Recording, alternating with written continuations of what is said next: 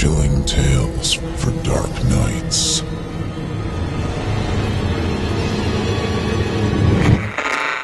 Want to make sure you never miss a Chilling Tales for Dark Nights video again? Be sure to subscribe and hit that bell to turn on notifications.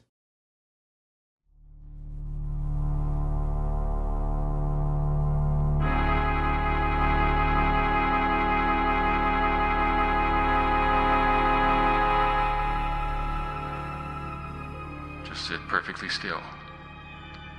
Keep your hands in your lap there.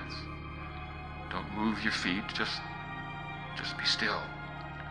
It'll go away in a second. All you have to do is just play dead. And don't look at it. Just sit still. It's fascinating. You look at it and you see all kinds of things. It hasn't got any eyes, but it sees you. It hears you. It wiggles along the floor toward you. You know better than to sit and look at that thing. Yeah, sure. But you get carried away. Thanks for smacking me. Forget it. You didn't need to loosen my feelings, though. You wouldn't have had any feelings in another couple of seconds. Yeah, well, thanks. Where did it go? By the chair. I see it. All right, let's put the tank over there. Maybe it'll crawl back in. All right, that's close enough for me. Yeah, me too. Well, now, friend, you're all right. I say it won't hurt you now. Just sorry to scare you, but Judd. What? Don't touch him. Oh, why? Look at him. Oh my God. The man's dead.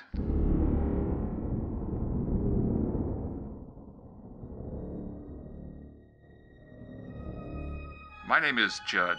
Vern R. Judd. Not Vernon, Vern. I'm a histologist and bacteriologist, not a doctor. I look through microscopes and make various kinds of reports on what I see. Photographs, drawings, qualitative and quantitative analysis. That is, you bring me a specimen and I look at it and dye it different colors and count the various kinds of bacteria I see and so on. I don't tell you what to do with them or anything of that sort. I'm just merely an observer and a reporter. That's all. Gene is my lab assistant. The dead man there in the chair, well, he was a messenger for an analytical lab I've done some work for. It's unimportant, although I agree that I was a little shocked at his sudden death. I don't know his name, and we just got to get rid of him, Gene. I definitely copy that. Yeah. Now, I realize that you're probably saying that's pretty unsympathetic, that we've got no feelings, probably we're murderers. Well, forget any ideas like that, okay? It's just too bad this guy died. But what we're trying to do is keep a lot of other people from dying the way he got it. And we haven't got time to fool around with emotions over one man. You don't agree with me? One of the people we're trying to save is you. Some of the others are your family, your friends. Practically everybody you know. So just take it easy, will you? And don't jump up and down and wave your arms. We'll save you. I hope. It's back in the saline solution now, Judd. Well, fasten the lid down tight then. It'll stay this time. Good. Now, don't let me scare you too much. Yet. I started to tell you about things in particular. Yes, it killed the messenger. I don't know how. I think I know, but no, I don't know what it is. Are you all set, Gene? All set. No, not sodium hydrox solution. Please, Judd. No, you'll just kill it. That's what I want to do. No, that won't be a great help, Gene. You know that. Yes, I suppose so. Because, you see, Gene and I have been hoping we could get married one day. We haven't got around to it yet because we've been so busy, all that sort of thing, you know. But, well, we'll see how this comes out first. I guess it was about 2 weeks ago, wasn't it, Gene, that we were over at Kurt's place? Yeah, about 2 weeks ago. Kurt and I went to school together, and, well, we're both in the same well, I suppose business is a better term. Only Kurt's research is a little different from mine.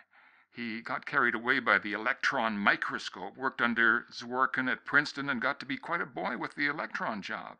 You'd better tell them about the SEM, Judd. The whole story. Yeah, that's right. The SEM, scanning electron microscope.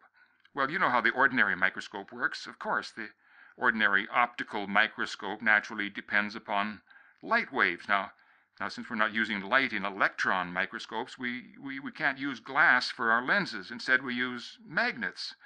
Magnets will make electrons bend just as glass makes light bend. These magnets let us magnify images and bring them into focus. Now, since you can't really see electrons with your eyes, we have to use some other equipment to produce a signal that shows an image on a TV screen. You know, your TV at home uses electrons to produce an image too. A scanning electron microscope really is just a big fancy TV attached to some magnets. The SEMs get enormous magnification of the order of 10,000, 30,000, even 100,000 diameters. Now, I haven't got time to explain it all to you. If you want to know more, just go ahead, Google optics. That is, if you have the time. All right. That's enough of the lecturing, Judd. Yeah, okay, sure, right, okay. All right, let's get down to cases now, Jean. Come here and sit down. I don't want to kill that thing. Killing it won't do a bit of good. Just killing one won't do any good. And we've got so much to find out while it's still alive. I know, but... All right. All right, it was Wednesday night. We went over to Kirk's place, I think. We played gin rummy till about midnight, and we were eating crackers, you know, that wonderful Norwegian cheese, and drinking gin and tonics, which I suppose is enough to make you see things without a microscope. And Kurt, well, it always took more than a mouthful of crackers and cheese to stop him. I got it up to now, Judd, and I'm going to show you something. He's talking about his new SEM, Gene. A new one with a couple of new gimmicks on it, I guess, eh? Like what? Oh, some things. Plays Xbox? Practically. What do you got, Kurt? Well, come on, I'll show you. Come on into the lab. An electron microscope looks like a modernistic drill press. Usually there's a bulge in the middle of the tube with a number of holes through which you look down at the magnified image on the fluorescent screen. Well, that part was missing on this one. Instead, there was a thing built into it that looked, well, something like a strange sort of tank. And there was only one eyepiece leading into the tank. What's that thing, Kurt? That's the eyepiece. That your gadget? No, this is my gadget. That tank? Look into this ordinary microscope. Yes. You look, Judd. All right, so what? Recognize it? It looks like a piece of mosquito's wing, or... It is a very tiny piece, exactly 1/10 of a millimeter square. I've seen a mosquito's wing blown up to 100,000. Oh, have you? Wait. I want you to watch. Well, do something. Hang on. Now, we take the slide with a little mosquito wing, and we put it in here at the focus of the beam. And I run a simple saline solution in here. And then, wait, better stand back a little way. Why, what are you going to do? Watch. What's going on? Watch. There. What is it? That, my friends, is your mosquito's wings amplified 100,000 diameters. And I'm telling you, what he threw into that laboratory table, dripping with solution, was nothing less than a roughly square segment of wing. The veins, the fragments of muscle, the bony integument, and the web itself, a foot thick and tough as plexiglass. And I thought if the mosquito that came from that were magnified that many times, it would be... Well, you figure it out yourself. It'd be nearly half a mile long, and it'd stand a good 1,500 feet tall. You wonder why I shuddered. Kurt, I don't know how you did this incredible thing. Well, as you can see in this tissue culture, the epithelial cells in the molecular structure of the fragment was ionized first, and then... No, Kurt, I don't want to know. Kurt had transformed what had been the magnified image of a piece of living insect flesh into an actual chunk of tough leather and sinew more than a yard square. Oh, God, yes. We needed our drinks then, and Kurt was in his glory. Hey, think of the commercial possibilities of this thing, Judd. My God! Everyone in the world will want a pair of mosquito skin gloves. Think of the shoes made of fly leather. They'll last forever. And armor for battleships made out of the exoskeleton from beetles. Christ! One beetle could give you enough armor plate for 10 battleships. And bees, for example. I don't want any bees 2 miles long, Oh, thank no, you. You'd only have to magnify a bee about 1,000 times. Think of the honey production. I don't want to think about it. It's horrible. How about it, Judd? It's incredible, Kurt. There's the evidence. And I lifted the soggy mass of alien flesh and blood that had once been as small as the head of a pin, smaller. 1/10 of a millimeter is 215th of an inch. And then I thought of a world peopled by ravenous insects that would dwarf our highest buildings and make a shambles out of a whole countryside in a few short hours. And I thought I imagined the ultimate in stark horror, but I hadn't. Jean was as badly shaken as I was, and nervously she walked across to the instrument and looked down, shuddering into the turgid water in the tank at the base of that microscope. What is that stuff, Kurt? In the tank? Oh, saturated solution of sodium nitrate, spiked with ADP, alpha dinitropheno. Don't try and taste it. Taste it? Are you kidding? Yes, you were right. There was something else in that tank. Something that stirred the heavy sludge at the bottom of the container. Something that slithered and rustled and bumped soggily against the stainless steel side. Something that didn't seem to have a shape. Something that seemed to be only a little denser than the solution it floated in. Something that smelled of death and decay and a kind of ghoulish hunger. It was on the mosquito wing, and of course we couldn't see it. Could you see its shape, Kurt? It seems to change.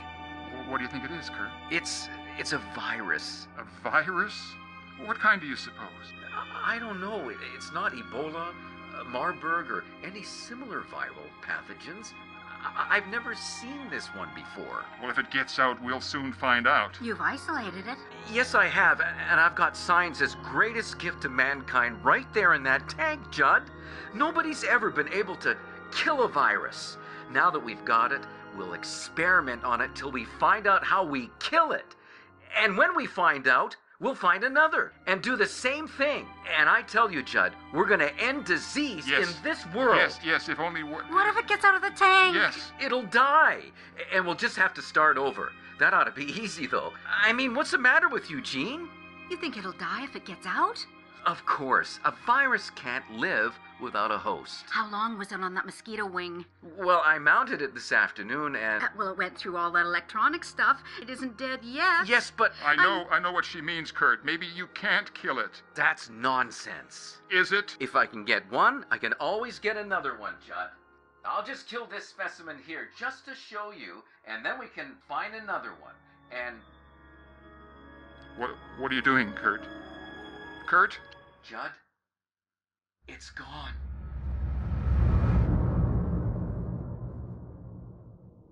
And 3 frightened people searched that house from cellar to attic in those long, slow hours between midnight and dawn. And it was almost 7 in the morning, broad daylight, that we found what had been Dinty, Kurt's Siamese cat. It didn't look much like a cat anymore.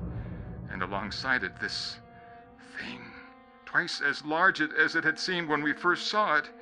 It seemed contented. We got pails and a broom and a fire shovel, and as we lifted it up, it weighed very little, but it was sticky. It divided neatly into 2 parts, and the one that dropped to the floor started to move briskly away. It had fed, and it had reproduced, simply, efficiently, like all things near the bottom of the evolutionary scale, and for a moment I thought I saw this gleam from the new thing on the floor. A gleam like the one I used to see sometime in the blue eyes of Kurt Simon's cat. And at last we dumped both the things back into the tank and sat staring at each other in the cheerful sunshine that peered inquisitively through the window. We held the greatest enemy of mankind captive. And captive, he was 1,000 times greater enemy. 100,000 times. We've got to kill him, Judd. Yes. How, Kurt? Poison? What's poison to them? We'll try everything. We'd better start. Yeah, burn them. Burn them maybe, Kurt. Or starve them. Yeah, that one lived a long time without eating. As soon as it ate, it reproduced itself. Well, What, Jean? I'm just wondering. We sit here and talk. What do you want to do? Kurt, hadn't we better get someone who has done research on viruses? Who knows something about them? Who? Patterson. Patterson at Cook County. He'd think we were crazy. He wouldn't. Once he saw these things. Maybe you're right, Jean. Kurt, will you stop sitting there and do something? Don't you realize that the whole world is waiting? Don't blow your top, Judd. I'm just as scared as you Hello, are. Cook County? Let me talk to Dr. Patterson, please. Urgent? Yes. I'm afraid it's very urgent.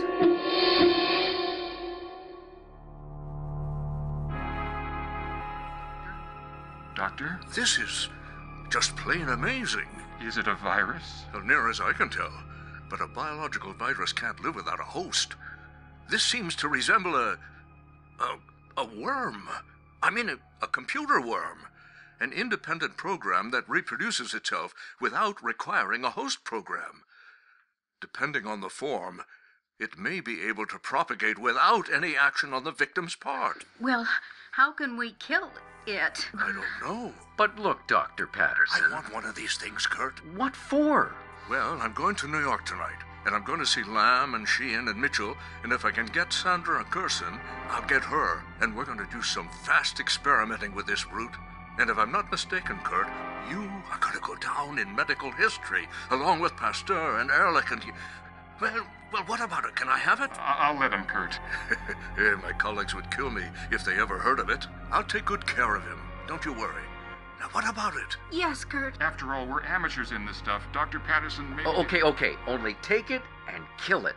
Kill it. You understand? Gene, call the hospital and tell them to charter a helicopter for New York right away. And get me a TranMedics organ care system. You got that? No ratty cooler filled with ice for this. And then get me long distance to New York. And so, Jean and I drove the doctor out to the airport in his car, and we were mighty careful. Ogden Avenue is pretty bumpy, and we didn't want to spill what the doctor had in that cooler. Kurt stayed at his place to keep an eye on the other one in the tank, and we promised to bring him back another bottle of gin when we came back. Oh, he was going to need it, he said. As a matter of fact, he didn't need it at all. Both Jean and I breathed a long sigh of relief when we got into the house. All this was a little too close to nightmare for us. Jean was almost cheerful. Kurt! He's in the lab, I guess. Kurt! We brought your bottle. What? Why are you sitting in the dark? Kurt!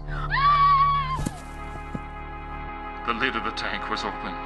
Against it leaned a figure in the familiar brown suit that Kurt had been wearing, but there was something strangely limp about the figure, and I stepped across Jean's body and seized the arm. There wasn't any arm. There wasn't anything at all except a brown suit that crumbled to the floor. And I picked it up almost stupefied with horror, and something twitched near my foot, and there it lay, the thing. No, I won't tell you what it looked like. All I could see were Kurt's glasses lying across it, and the light shone on them in a way that... And then I felt that fascination. The thing seemed to draw me down to the floor toward it, and I couldn't help myself, and I bent down, and I put out a hand toward it, and the light flashed from the glasses into my eyes, and I felt sick and possibly... Judd! And suddenly, I was all right again. And I pulled myself up from the floor, and a seething rage just about overcame me. I beat at the thing with a chair. Nothing happened, it just lay there. I kicked it, it didn't move. It might have been dead, except that I knew it wasn't. And then Jean leaped to the table and she struck a match and she lit a propane torch and she came back and she thrust it right against the thing on the floor. And you know what? It blazed up like high-test gasoline and I knew we had it beaten. But it divided again. And before she could reach the new thing with the fire, it had slithered away somewhere. And it was gone. And our victory was only half complete.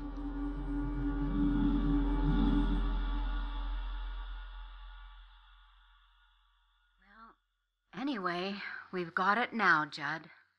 Yes, we've got it now. And someday we'll find out how to kill it.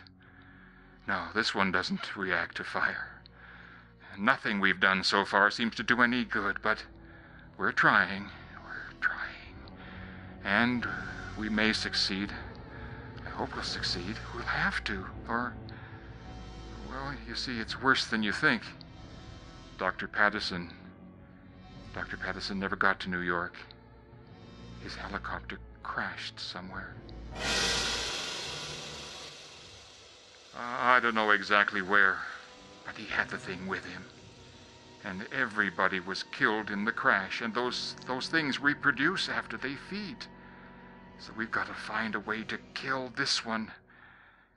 And then Jean and I are going hunting for the others. We hope we'll find them. So just sit still. Just sit perfectly still. And don't move your hands. Just relax.